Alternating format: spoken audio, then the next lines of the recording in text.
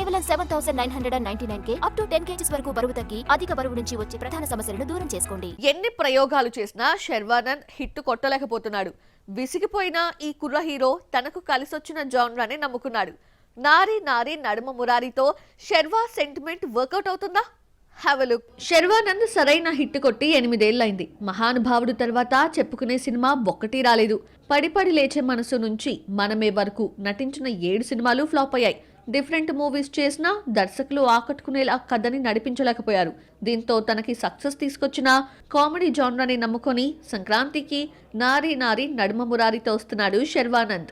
శర్వానంద్ కి serious characters కంటే comedy సినిమాలే హిట్లు తీసుకొచ్చాయి. ఎక్స్ప్రెస్ రాజా, మహానుభావుడు, తర్వాత మరోసారి ఎంటర్టైన్మెంట్ ని నమ్ముకుంటూ నారీ నారీ నడుమ మురారితో జనవరి 14న థియేటర్స్ లోకి వస్తున్నాడు.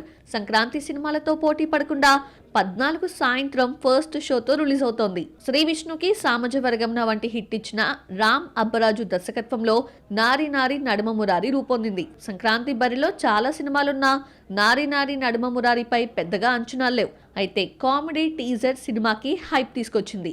సంయుక్త మీనన్ ఏజెంట్ ఫేమ్ సాక్షి వైద్యతో రొమాన్స్ చేస్తున్నాడు శర్వా.